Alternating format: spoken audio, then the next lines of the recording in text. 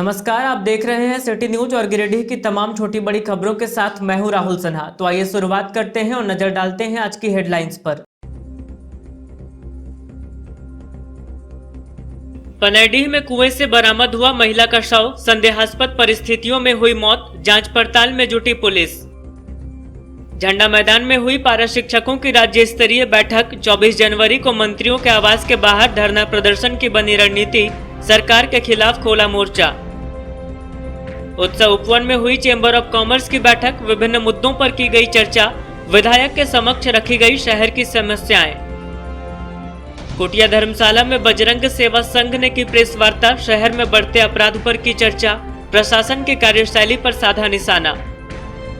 और इनरव्हील की ओर से निकाली गई car rally, lead the change को लेकर किया गया कार्यक्रम आयोजित, महिला सशक्तिकरण को लेकर छेड़ी गई मुहिम।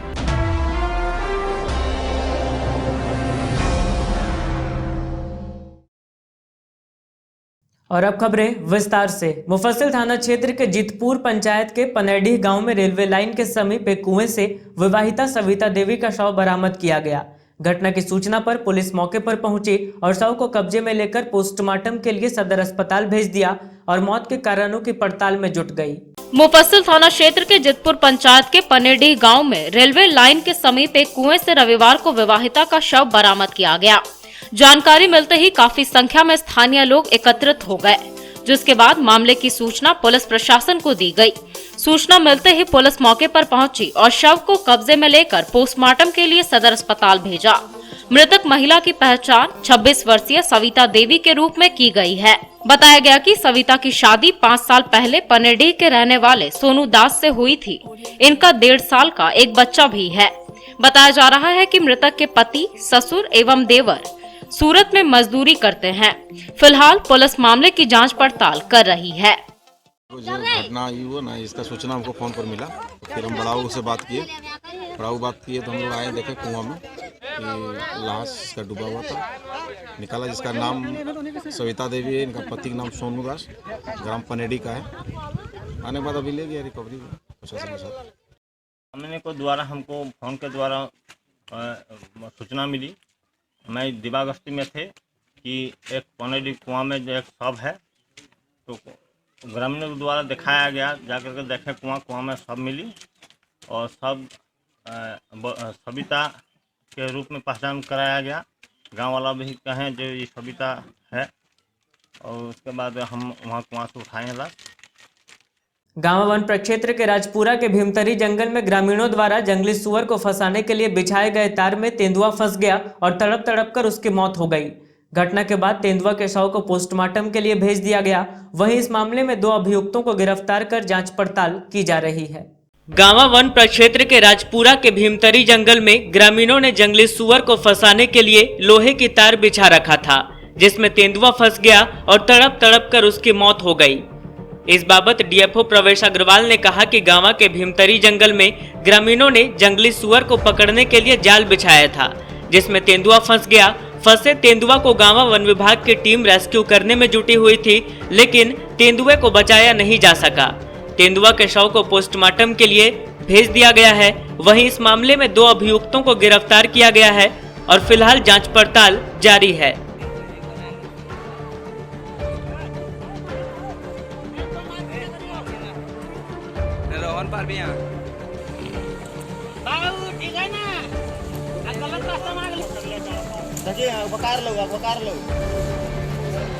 बहुत बड़ा तो कहले है महाराज तना भागवन पर्व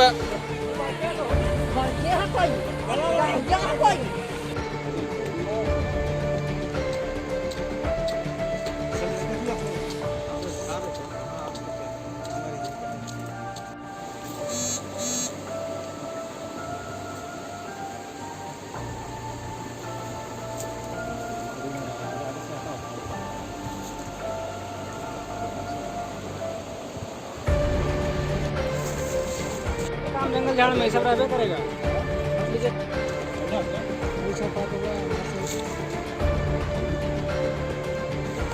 और कर दे ये टंटा में रखो ना, बीच में रखो ना, इधर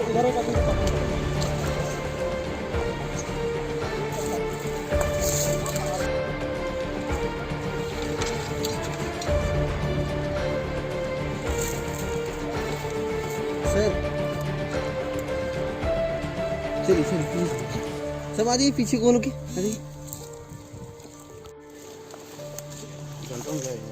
दोनों गोटे यार पकड़ ले जाएगा यार उठाइए थोड़ा यार पकड़िए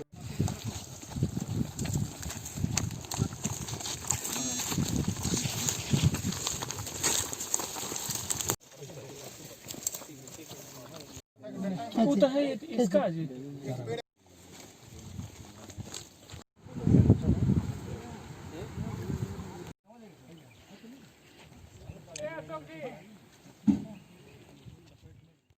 किसी ने लगता है कि जो अभियुक्त है ये सुअर वुअर फंसाने के लिए ट्रैप लगा रखा था, तो उसमें संजोगवश ये फंस गया है। हम लोग अभियुक्त का कुछ ट्रेस चला है, हम लोग उसको पता कर रहे हैं कहाँ पर है क्या नहीं है, और ये उसी क्रम में कमर में फंस गया है। वो भागने की कोशिश में लगता है कि और जो है उसका शिकंजा जो कसते चला गया फंदा, इस कारण उसकी डेथ हो गई है जी। पोस्टमार्टम हम लोग कराते हैं, उसके बाद एक्चुअल पता चलेगा डेथ का कारण क्या है क्या नहीं है। सर सुबह ही तेंदुआ फंसा है, इसको बचाने के लिए कोई प्रयास नहीं किया गया है? बचाने के लिए प्रयास किया गया, हम लोग सब टीम मंगाए थे, पिंजरा मंगाए थे हजारीबाग से कि इसको हम लोग रेस्क्यू करके ले जाएंगे, लेकिन इस बीच जो है कि वो डेथ हो गया दूर होने के कारण जगह से। और ये सर लग रहा था ये क्लच प्लेट का तार से फंसा हुआ है। ये हम लोग हाँ वो फंदा वही फंदा हुआ जो उससे जानवरों को फंसाने के लिए, सुअर को या किसी को फंसाने के लिए लगाया गया है अभियुक्त के द्वारा। इसमें तेंदुआ फंस गया है।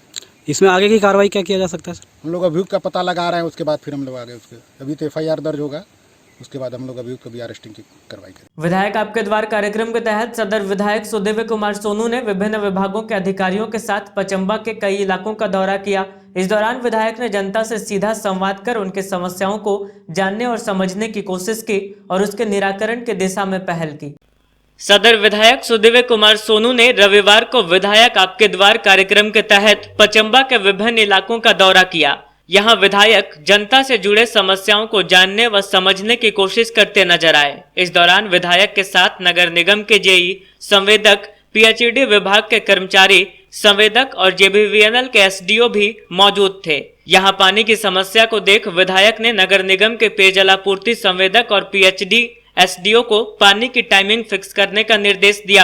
इसके अलावा विधायक ने बिजली, PCC, सड़क आदि की समस्याओं से रूबरू होते हुए संबंधित अधिकारियों को आवश्यक दिशा निर्देश दिया। इसके बाद विधायक श्री सोनू पचम्बा पानी टंकी का मुआयना करने पहुंचे।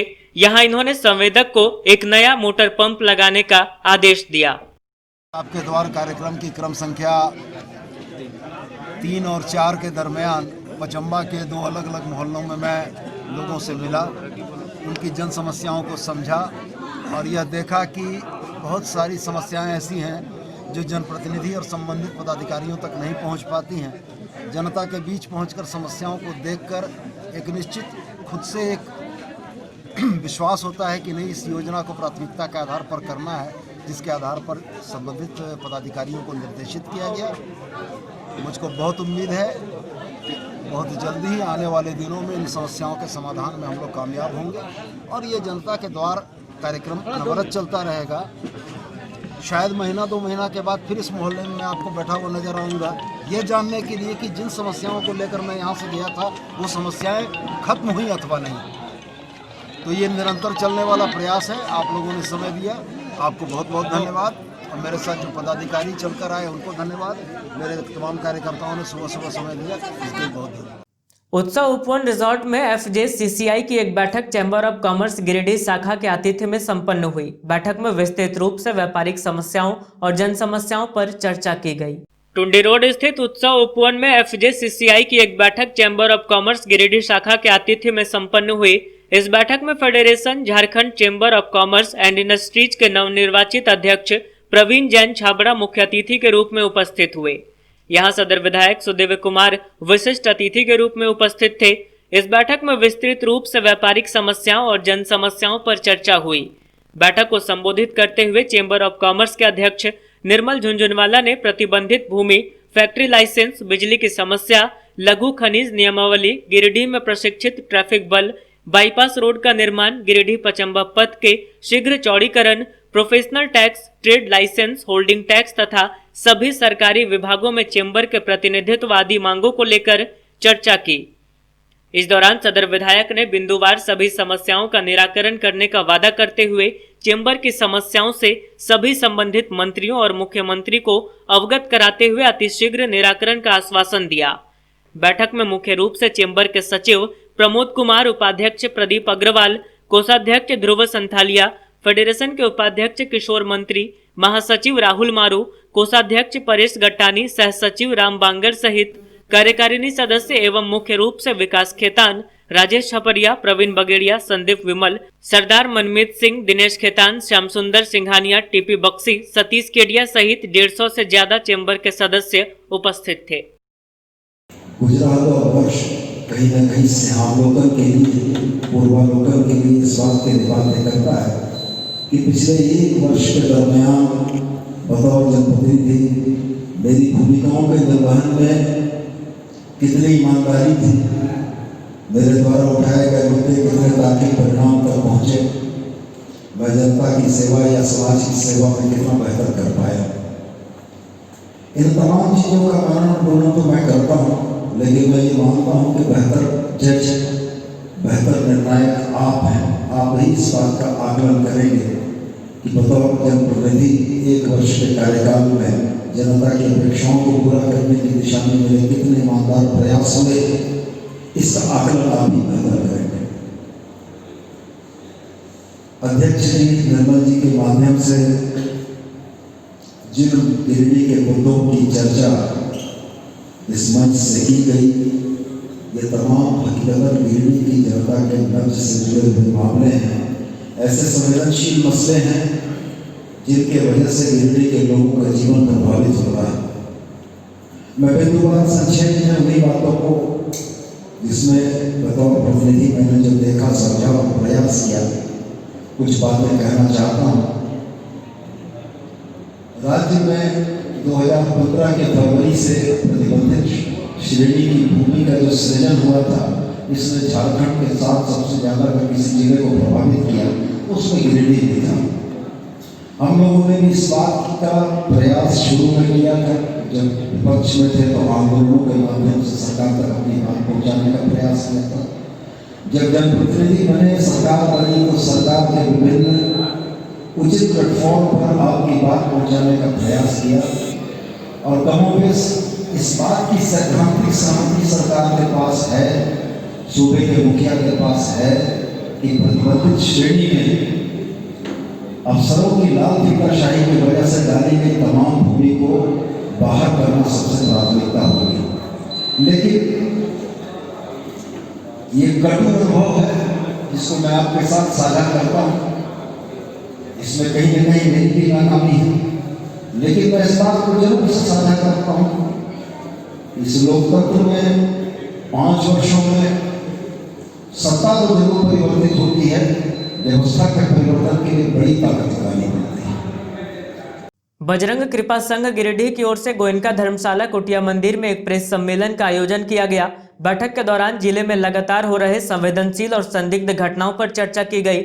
इस दौरान विभिन्न घटनाओं के अपराधियों की गिरफ्तारी की मांग की गई।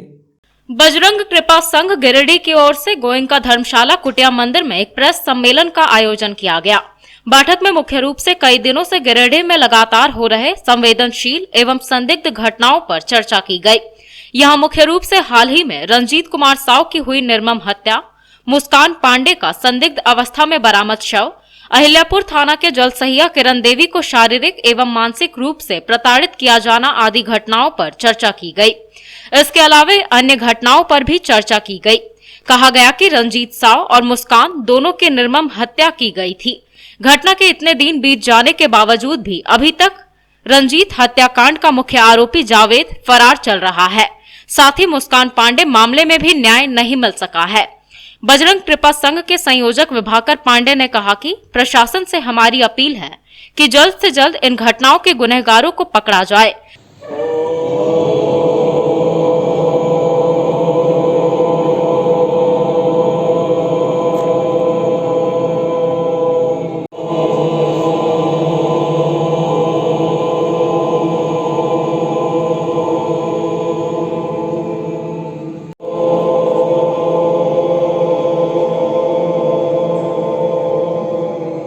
सम्मेलन रखे हैं उसमें विगत दिनों एक तरफ कोरोना का महामारी चल रहा था।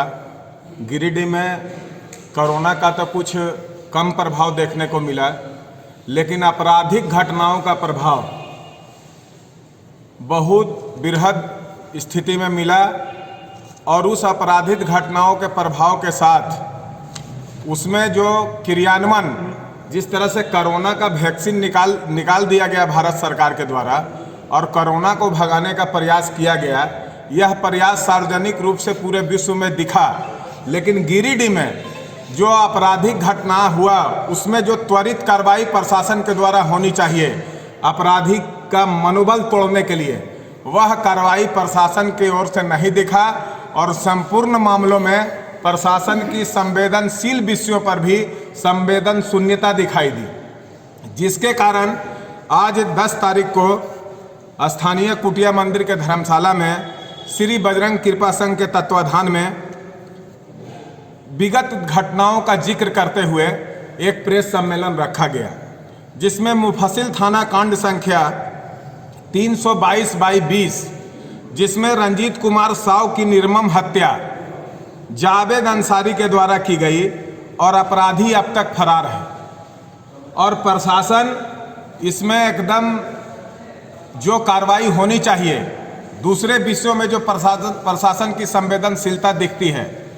उसमें कहीं ना कहीं प्रशासन का जो कार्रवाई दिखाई दे रहा है उससे समाज में आक्रोश व्याप्त है। साथ ही दूसरा घटना मुफस्सिल थाना का ही कांड संख्या 315/20, जिसमें एक नाबालिग लड़की मुस्कान की संदिग्ध हालत में शव बरामद हुआ, जो अपने घर से पढ़ाई करने के लिए निकली थी और उसका शव एक छोटे से वृक्ष में, उससे बड़ा वृक्ष नहीं था वो जो लड़की का जो लंबाई था उतना, उससे कम लंबाई वाले वृक्ष में उसमें शव उसका लटका हुआ मिला, जिसमें प्रशासन को हत्या के एंगल से उस मामले का जांच करना चाहिए, लेकिन उस पर भी अभी कोई संवेदनशीलता नहीं दिखाई दे रहा है। तीसरा घटना है पचम्बा थाना में बुढ़वा आहारा के पास मुकेश दास का। मुकेश दास जो कि एक डिलीवरी बॉय था, उसका जो है सो शव बरामद हुआ संदिग्ध हालत में। उसमें क्या कार्रवाई हुआ अभी उससे भी समाज अवगत नहीं है। नगर थाना कांड संख्या 1/2021, अभी 5 दिन पहले का घटना है, 10 दिन पहले का, जिसमें लक्ष्मीकांत साव एक व्यापारी हैं, उनके घर पर जान और माल लूटने की नियत से 50 की संख्या में लोग उनके घर पर पहुंच गए। मामला प्रशासन उसमें भी लीपापोती का और उनके ऊपर उल्टा जो है सो दबाव बनाया जा रहा है कि मामला को कंप्रोमाइज करवा दें। अहिल्यापुर थाना कांड संख्या, जिसमें ये सभी पीड़ित परिवार के लोग आज के इस प्रेस सम्मेलन में उपस्थित हैं।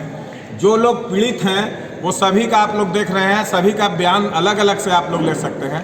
सभी के पीड़ित परिवार, इस घटना का दुष्प्रभाव जिसके परिवार के ऊपर व्यक्तिगत रूप से पड़ा है, वो सारे लोग आज यहाँ पर उपस्थित हैं। और अहिल्यापुर थाना कांड संख्या में जो मुखिया है मजरुद्दीन अंसारी, वो जलसहिया किरण देवी को शारीरिक और मानसिक रूप से प्रताड़ित करने का प्रयास किया और प्रयास करने के उपरांत FIR हुआ, जिसका 30/2020 कांड संख्या है। उस FIR को भी लीपापोती करके उसको थाना से ही भेज दिए गए, जबकि संदिग्ध मामला था एक महिला के ऊपर, एक मुखिया के द्वारा, जो महिला जलसहिया थी, उसके द्वारा उसके ऊपर शारीरिक रूप से उसका प्रताड़ना, मानसिक रूप से उसकी प्रताड़ना की गई और उसको भी राजनीतिक दबाव में आकर उसका भी लीपापोती करने का काम किया गया। साथ ही मुफस्सिल थाना के अंदर ही राजेंद्र नगर में एक ज़मीन है जो श्री कृष्ण राधे के नाम से है। वह ज़मीन का रजिस्ट्री ही श्री कृष्ण राधे के नाम से है, लेकिन वह कृष्ण राधे के नाम से रजिस्टर्ड ज़मीन को व्यक्तिगत हित साधने की नियत से विगत कई वर्षों से लोग लगे हुए हैं, जिसमें DCLR और AC के यहाँ से फैसला आ गया है कि CO उस ज़मीन की सुरक्षा करेंगे, लेकिन प्रतिदिन उस पर जो है सो उसको हड़पने के नियत से उसमें लोग लगे हुए हैं। और CO के द्वारा DCLR और AC के निर्णय अनुसार जो कृष्ण राधे की ज़मीन थी जिसका रजिस्टर 2 में नाम दर्ज था कृष्ण राधे के नाम से ही, और उसका रसीद भी निर्गत होते आ रहा था रजिस्टर 2 में कृष्ण राधे के नाम से ही, उसको व्यक्तिगत व्यक्ति के नाम से रसीद काट दिया गया है। उसको DCLR के निर्णयानुसार कहा जा रहा है, इसके लिए DC को भी आवेदन दिया गया है कि आप इसका फिर से कृष्ण राधे के नाम से फैसला के बाद रसीद काट दीजिए। उस रसीद को भी काटने का काम अभी तक नहीं किया गया है। विगत दिन लॉकडाउन के समय में आप लोग को भी इस घटना के विषय में पहले भी हम बोले थे। लॉकडाउन के समय में एक दुर्गु विश्वकर्मा नाम का व्यक्ति वन विभाग के सामने चाय का दुकान लगाया था, जबकि वहां पर 50 इंक्रोचमेंट है। मेरा प्रशासन से कहना है कि यदि दुर्गु विश्वकर्मा का दुकान हटाया गया है तो वहां पर सुप्रीम कोर्ट के आदेश के तहत हटाया गया है, अतिक्रमण हटाओ अभियान के तहत हटाया गया है, तो सिर्फ एक दुर्गु विश्वकर्मा का दुकान क्यों हटेगा? वहां पर 50 दुकान 20 दुकान ऐसे हैं जो कि अस्थायी रूप से वहां इंक्रोचमेंट करके बैठे हुए हैं। मेरा ये नहीं कहना है कि आप दुर्गु विश्वकर्मा का दुकान चाहे अन्य लोगों का दुकान लगवा दीजिए। जो आदेश है, जो कानून कहता है कि उसके अनुसार सिर्फ दुर्गु विश्वकर्मा पर कार्रवाई नहीं करते हुए वहां पर जितने भी अतिक्रमण है वन विभाग के कार्यालय के समक्ष, उस सारा को वहां से अतिक्रमण हटाया गया। इन बिंदु पर पहले भी प्रशासन से बातचीत हुई है, किसी न किसी माध्यम से उनको यह सूचना दी गई है, लेकिन सारा मामला में प्रशासन का उदासीन रवैया देखते हुए श्री बजरंग कृपा संघ मर्माहत जो परिवार है उसके प्रति संवेदना व्यक्त करते हुए जो लोग उपरोक्त सभी घटनाओं में मारे गए हैं उन लोगों के आत्मा की शांति के लिए एक श्रद्धांजलि सभा का आयोजन, और जो मामला यहाँ पर लटका हुआ है उपरोक्त घटना में, आत्मा की शांति के लिए श्रद्धांजलि सभा, और सारे मामलों में जितने मामला हम लोग उठाए हैं, इसके अलावे अन्य भी कई मामले हम लोगों के पास आते रहते हैं संगठन के माध्यम से, तो उन सारे मामलों में प्रशासन का निष्पक्ष न्याय के लिए जो दिखाई दे, जो तुष्टीकरण रहित हो, तुष्टीकरण सहित नहीं, तुष्टीकरण रहित न्याय के लिए और निष्पक्ष न्याय के लिए महाधरना का कार्यक्रम और श्रद्धांजलि सभा का कार्यक्रम दिनांक 19 तारीख को न्याय की मूर्ति श्री अंबेडकर चौक पर न्याय की मूर्ति के समक्ष श्रद्धांजलि सभा और महाधरना का आयोजन किया जाएगा। तत्पश्चात इन सारों मांगों को लेकर जिला प्रशासन के समक्ष संगठन का मांग रहे। रंजीत के परिजन भी लगातार पुलिस प्रशासन से मुख्य आरोपी को पकड़ने की गुहार लगा रहे हैं।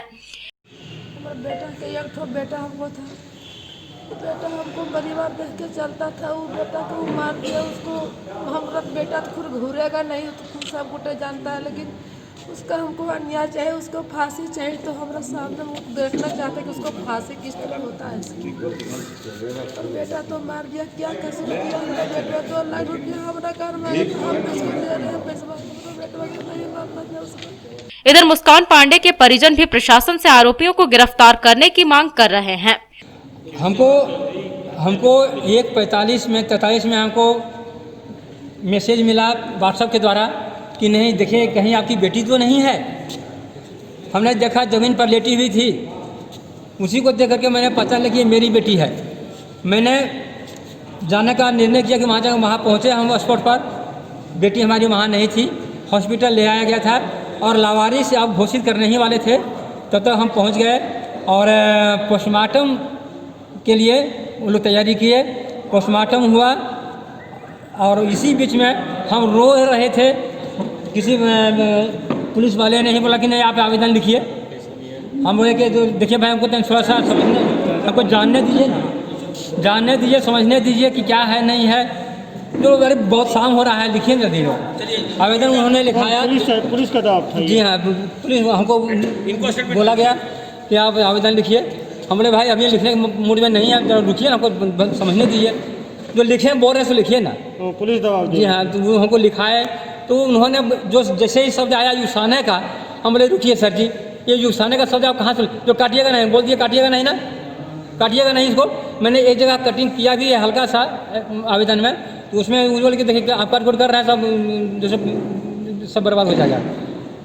हमको बोलो जो उन्होंने कहा हमने लिख दिया कि नहीं सो ये आत्महत्या का ये चल रहा है।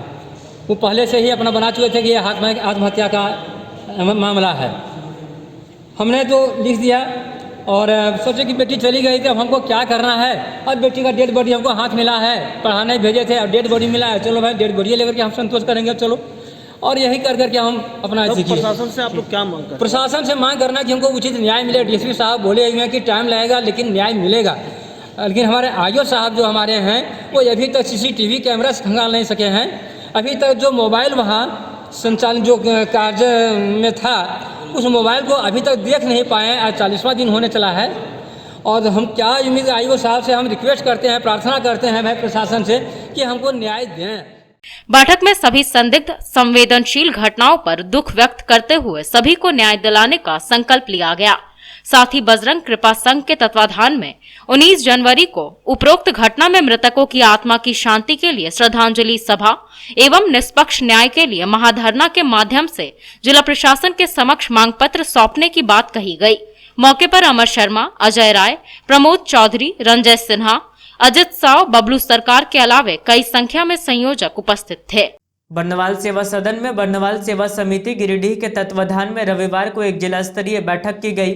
बैठक के दौरान समाज के लोगों को एकजुट होकर संगठन के विस्तार और मजबूती की दिशा में पहल करने पर बल दिया गया। इस दौरान जिला समिति का गठन भी किया गया।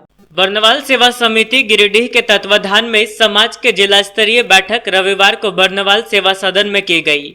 यहाँ सबसे पहले समिति के अध्यक्ष लखनलाल बर्नवाल ने आदि पुरुष महाराजा अहिबरन के समक्ष दीप जलाकर माल्यार्पण किया, जिसके बाद सचिव राजेंद्र लाल बर्नवाल ने जिले के विभिन्न प्रखंडों से आए बर्नवाल बंधुओं का परिचय करवाया।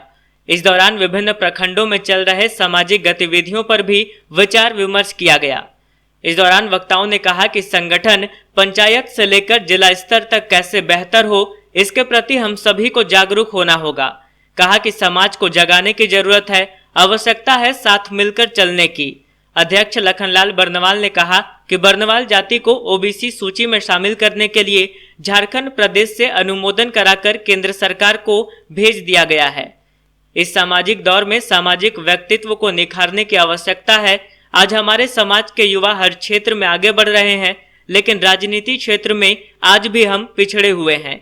आने वाले झारखंड पंचायत चुनाव में हमारी भागीदारी सुनिश्चित हो, ऐसा हम सभी को प्रयास करना है। यहाँ इस बैठक के दौरान जिला स्तर की कमेटी का गठन भी किया गया, जिसमें अध्यक्ष का पद लखनलाल बर्नवाल को दिया गया।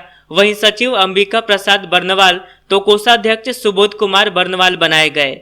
इसी तरह प्रचार प्रसार का जिम्मा अरविंद बर्नवाल को दिया गया, तो संरक्षक शिवराम निशांत, राजेंद्र लाल बर्नवाल और इंद्रजीत लाल को बनाया गया। यहाँ बैठक को सफल बनाने में विकास कुमार, केदार बर्नवाल, मुरली बर्नवाल, चंदन बर्नवाल, महेश मोदी, यशवंत कुमार, विक्रम बर्नवाल, मोहन बर्नवाल, वीरेंद्र बर्नवाल, प्रवीण बर्नवाल, संजय कुमार बर्नवाल, विवेक बर्नवाल, अवधेश कुमार बर्नवाल, दीपशंकर बर्नवाल सहित काफी संख्या में लोग उपस्थित थे। बर्नवाल सेवा सदन गिरिडीह में बर्नवाल सेवा समिति के तत्वाधान में जिला स्तरीय बैठक हो रही है। इस बैठक में विभिन्न प्रखंडों से हमारे प्रतिनिधि आए हुए हैं। सभी प्रखंड में आने वाली जो समस्याएं हैं या जो कमियां हैं उसको दूर करने पर एक चर्चा हो रही है। जिला स्तरीय कमेटी बनाई जाएगी और इसके पश्चात हम सभी प्रखंड में जाकर इसका विस्तार करेंगे। आज मुख्य रूप से 4 विषय पर चर्चा होना है। पहला है जिला स्तरीय कमेटी का विस्तार, दूसरा है पंचायत स्तरीय बैठक बुलाना, तीसरा है प्रदेश स्तरीय संगठन में सहभागिता, चौथा है समाज के निष्क्रिय संस्थाओं को जागृत करना। तो आज हम सभी मिलकर एक निचोड़ निकालेंगे और आगे की रणनीति तैयार करेंगे। सामाजिक दायित्वों को निर्वाह करने के लिए पदाधिकारियों को प्रेरित करना, युवाओं को सभी संगठनों समितियों में सहभागिता के लिए प्रेरित करना, ये मेरे कार्य का उद्देश्य है। गिरिडीह के संगठन को, गिरिडीह के लोगों को प्रदेश और राष्ट्रीय स्तर पर पहुंचाना, ये मेरी जिम्मेवारी मैंने ले रखा है और मैं इसके लिए लगातार प्रयासरत हूँ। अभी मैं झारखंड में एक छात्रवृत्ति संगठन बनाने का प्रयास कर रहा हूँ, जिसका उद्देश्य गरीब छात्रों को छात्रवृत्ति की सुविधा उपलब्ध करवाना होगा। आज की बैठक की मेन मुद्दा क्या है? आज की बैठक का मुख्य उद्देश्य पूरे जिला के सभी पंचायतों को बुलाकर एक जिला समिति का गठन करना है। अंतर्राष्ट्रीय इनर व्हील दिवस का अवलोकन करने के लिए इनर व्हील क्लब गिरिडीह की सदस्यों ने विमेन कार रैली निकाली। बताया गया कि रैली के माध्यम से महिला स्वास्थ्य, महिला शिक्षा, महिला आर्थिक स्वतंत्रता आदि को लेकर लोगों को जागरूक किया गया।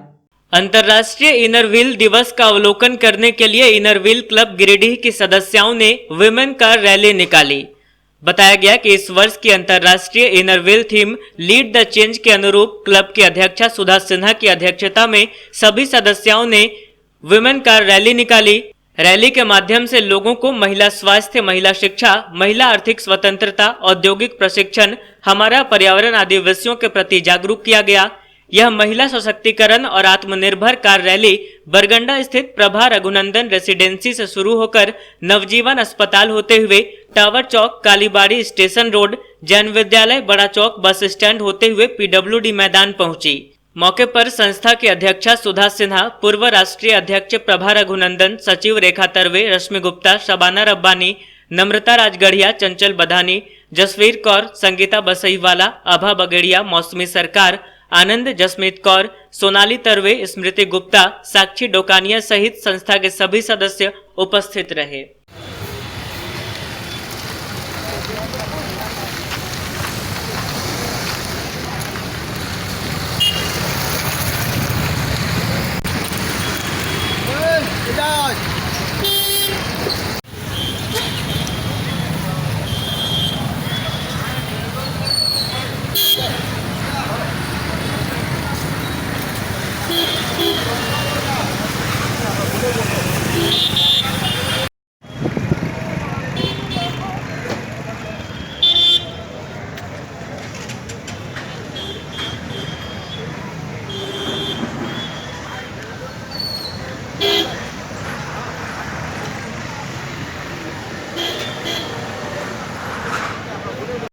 देशों में आज के दिन हम लोग ये डे मना रहे हैं और ये जो है हमारा 97 इयर्स कंप्लीट हो गया है इंटरनेशनल इनर व्हील क्लब का। तो हम लोग उसको 97 इयर्स का भी ये सेलिब्रेट कर रहे हैं। और हमारा ये रैली आज हमारा ये कार राइड है और इसमें हम लोग समाज को ये संदेश देना चाहते हैं कि महिला स्वास्थ्य, महिला शिक्षा, महिला आर्थिक स्वतंत्रता, महिला औद्योगिक परीक्षण और पर्यावरण से का रूप लेकर हम ये समाज को जागरूक करना चाहते हैं। स्वामी विवेकानंद की जयंती और युवा दिवस को लेकर अखिल भारतीय विद्यार्थी परिषद गिरिडीह इकाई के द्वारा रविवार को दूसरे दिन भी 4 महापुरुषों की प्रतिमाओं के समीप साफ सफाई अभियान चलाया गया।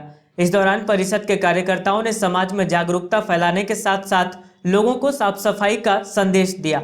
स्वामी विवेकानंद की जयंती और युवा दिवस को लेकर अखिल भारतीय विद्यार्थी परिषद के गिरिडीह इकाई द्वारा चलाया जा रहा साफ सफाई अभियान रविवार को भी जारी रहा।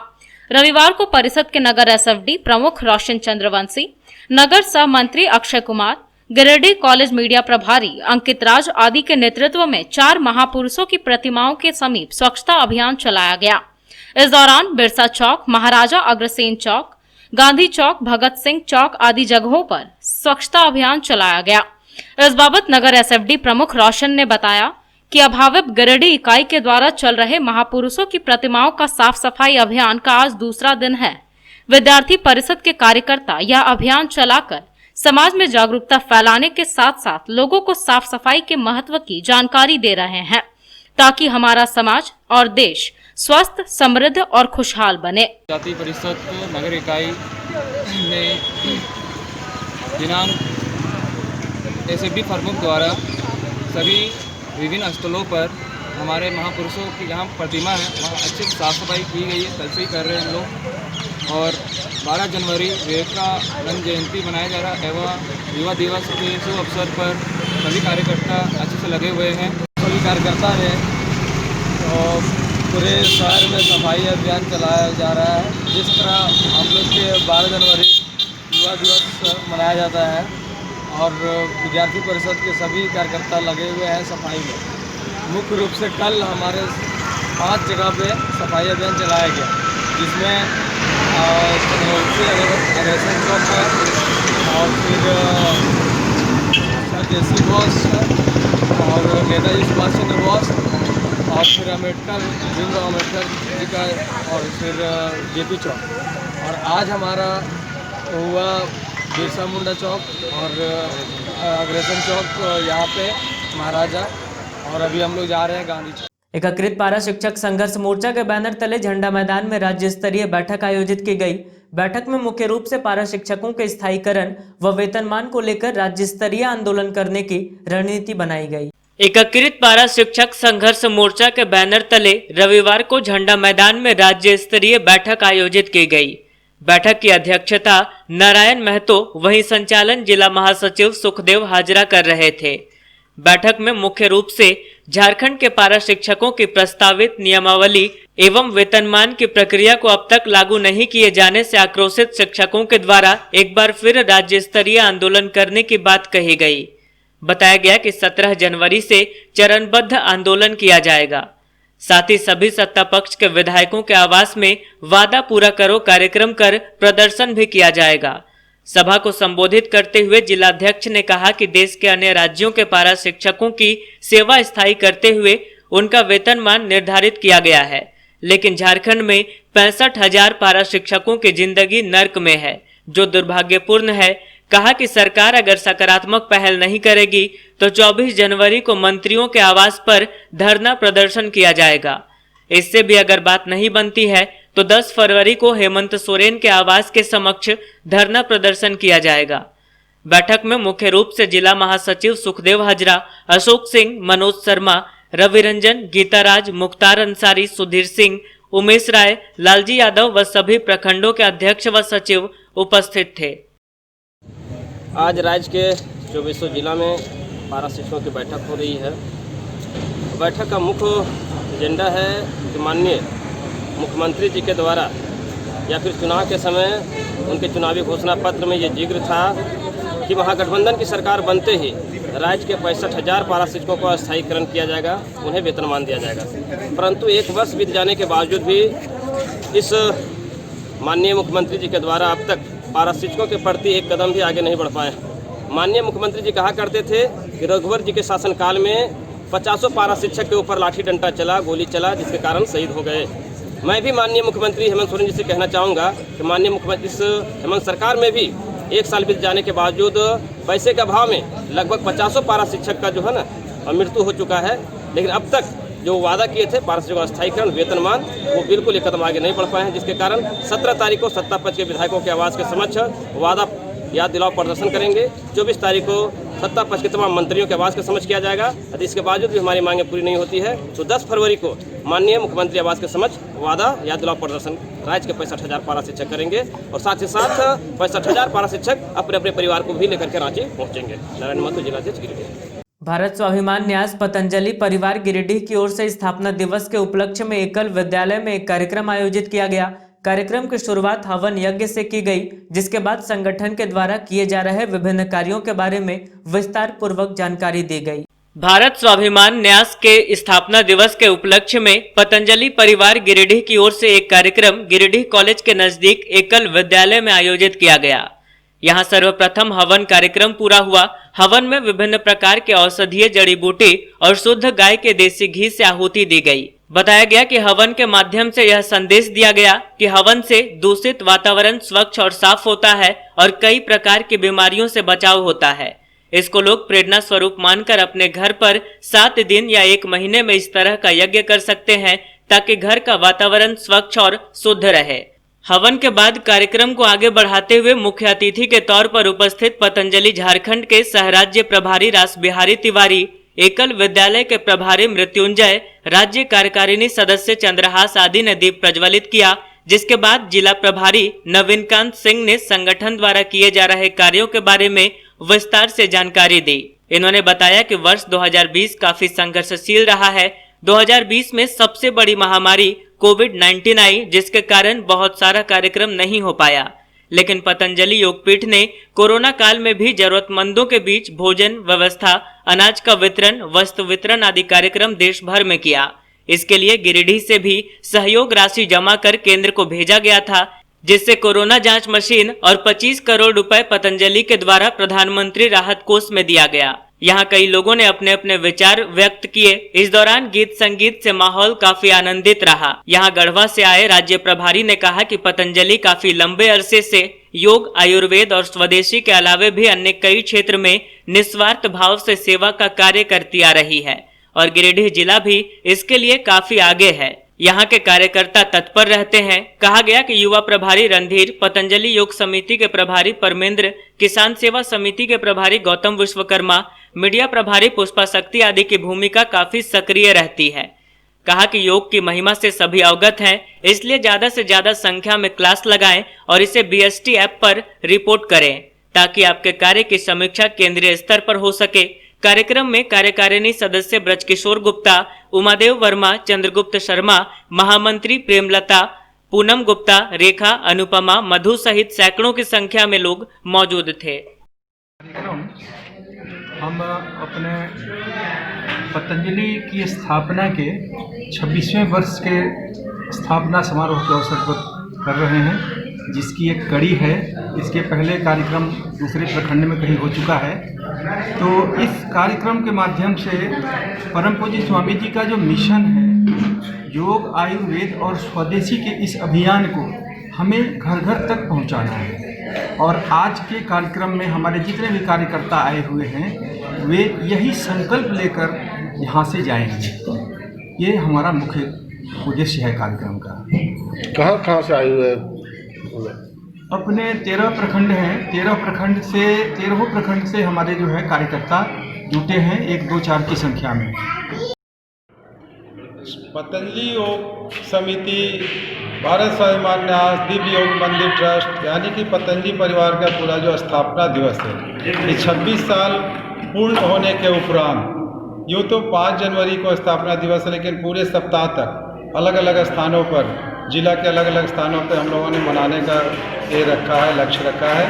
तो उसी कड़ी में आज खंडोली में हम लोग इसको मना रहे हैं, जिसमें हमारे मुख्य अतिथि पतंजलि योग समिति के राज्य प्रभारी का आगमन हुआ है। इसका उद्देश्य है कि संगठन की और मजबूती प्रदान करना, संगठन में और मजबूती प्रदान करना, योग, आयुर्वेद, स्वदेशी को घर घर तक पहुंचाने का जो लक्ष्य है, इस माध्यम से हम लोग कर रहे हैं। और आज हवन, गीत संगीत और गोष्ठी के रूप में इस कार्यक्रम को मनाया जा रहा है। साथ ही साथ एक वनभोज भी का आयोजन किया गया है। सोहराय पर्व के अवसर पर वार्ड नंबर 13 के वार्ड पार्षद सोमर मरांडी ने अपने आवासीय कार्यालय में वार्ड के जरूरतमंद और असहाय लोगों के बीच कंबल का वितरण किया। इस बाबत श्री मरांडी ने कहा कि जरूरत पड़ने पर और भी कंबलों का वितरण किया जाएगा। वार्ड नंबर 13 के वार्ड पार्षद सोमर मरांडी ने पांडेडीह में सोहराय पर्व के अवसर पर अपने आवासीय कार्यालय में वार्ड के जरूरतमंद व असहाय लोगों के बीच कड़ाके की ठंड को देखते हुए नगर निगम से प्राप्त 115 कंबलों का वितरण किया। कंबल प्राप्त कर जरूरतमंद लोग बेहद खुश दिखे और आभार प्रकट किए। इस बाबत वार्ड पार्षद सोमर मरांडी ने बताया कि ठंड को देखते हुए जरूरतमंदों के बीच कंबल का वितरण किया गया है। जरूरत पड़ने पर और भी कंबल उपलब्ध कराया जाएगा। मौके पर बबलू दास, बिरजू दास, दीपक कुमार, दिनेश कुमार, उमेश, प्रदीप, सुधीर, सुनील सहित कई लोग मौजूद थे। कमल मिला हुआ है, सोमर मरांडी दिया हम लोग का कमल, बहुत खुशी है हम लोग का। वार्ड नंबर 13 में नगर निगम की तरफ से 115 को कम्बल मिला। 115 को कम्बल में ज़रूरतमंदों को और बेसहाय व्यक्ति को कम्बल दे के, आज त्यौहार भी हम लोग का 9 तारीख है, कम्बल दे के सबको बहुत अच्छा लगा। हमको भी अच्छा लगा कि आज त्यौहार के दिन में अपना ज़रूरतमंदों को कम्बल दिए। अपना पर्व है सोहरा, साल में एक ही बार आता है और सबको यही पर्व की ओर से सबको शुभकामनाएं देना चाहते हैं। वार्ड पार्षद श्री सोमर मरांडी जी के द्वारा सोहराय के शुभ उपलक्ष्य पे नगर निगम के द्वारा गरीब असहाय व्यक्तियों के, पीड़ित व्यक्तियों के बीच में कम्बल वितरण करके श्री हमारे सोमर मरांडी जी ने बहुत ही उत्साहपूर्वक अपना त्यौहार को मनाया और साथ ही साथ गरीबों को दुआओं का भी लिया।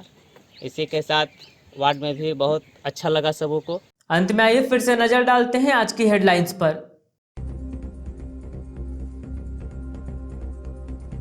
पनेडीह में कुएं से बरामद हुआ महिला का शव, संदेहास्पद परिस्थितियों में हुई मौत, जांच पड़ताल में जुटी पुलिस। झंडा मैदान में हुई पारा शिक्षकों की राज्य स्तरीय बैठक। 24 जनवरी को मंत्रियों के आवास के बाहर धरना प्रदर्शन की बनी रणनीति, सरकार के खिलाफ खोला मोर्चा। उत्सव उपवन में हुई चेंबर ऑफ कॉमर्स की बैठक, विभिन्न मुद्दों पर की गई चर्चा, विधायक के समक्ष रखी गई शहर की समस्याएं। कुटिया धर्मशाला में बजरंग सेवा संघ ने की प्रेस वार्ता, शहर में बढ़ते अपराध पर की चर्चा, प्रशासन की कार्यशैली पर साधा निशाना। और इनरव्हील की ओर से निकाली गई car rally, lead the change को लेकर किया गया कार्यक्रम आयोजित, महिला सशक्तिकरण को लेकर छेड़ी गई मुहिम।